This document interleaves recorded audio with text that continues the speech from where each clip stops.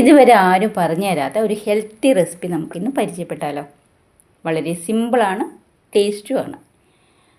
മിക്സിയുടെ ജാറിലേക്ക് മധുരക്കിഴങ്ങ് ഒന്ന് പുഴുങ്ങി അതിൻ്റെ തോല് കളഞ്ഞ് നമുക്ക് ആവശ്യത്തിന് അനുസരിച്ചിട്ടുള്ളത് ഇട്ട് കൊടുക്കുക. ചെറിയ മിക്സിയുടെ ജാറിലേക്കായിരിക്കണം ഇട്ട് കൊടുക്കേണ്ടത്. ഇതിലേക്ക് 3 അല്ലി വെളുത്തുള്ളി ചേർത്ത് കൊടുക്കുന്നുണ്ട്. കുറച്ചുകൂടെ വേണമെങ്കിൽ 1 2 അധികം ചേർത്ത് കൊടുക്കാം. 1/2 ടീസ്പൂണ് ചില്ലി ഫ്ലേക്സും കൂടെ ചേർത്ത് ഒരു ചെറുനാരങ്ങയുടെ നീരും കൂടി ഇതിലേക്ക് ഒഴിച്ചു കൊടുക്കുന്നുണ്ട്. ഇതിലേക്ക് 1/2 ടീസ്പൂണ് പഞ്ചസാരയും 1/4 ടീസ്പൂൺ ഉപ്പും കൂടെ ചേർത്ത് ഒന്ന് ക്രഷ് ചെയ്തെടുക്കുക. ഇനി ഇതിലേക്ക് നമുക്ക് കുറച്ച് പാലൊഴിച്ച് കൊടുക്കണം. കുറേശ്ശെ പാലൊഴിച്ചിട്ട് നല്ലപോലെ ഒന്ന് അടിച്ചെടുക്കണം.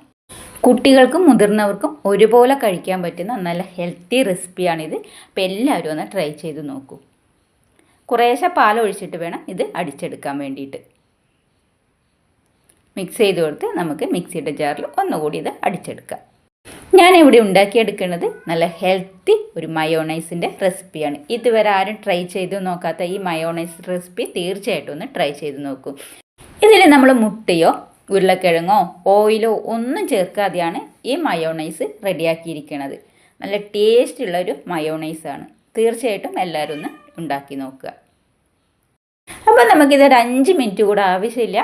വളരെ പെട്ടെന്ന് തയ്യാറാക്കാവുന്ന ഒരു മയോണൈസാണ്. ബ്രെഡിൻ്റെ കൂടെ ആയാലും മന്തിയുടെ കൂടെ, നിങ്ങൾ എന്തിൻ്റെ കൂടെയാണോ നിങ്ങൾക്ക് കഴിക്കാൻ ഇഷ്ടം അതിൻ്റെ കൂടെയൊക്കെ കഴിക്കാൻ പറ്റിയ അടിപൊളിയൊരു റെസിപ്പിയാണ്. ഒന്ന് ട്രൈ ചെയ്ത് നോക്കൂ.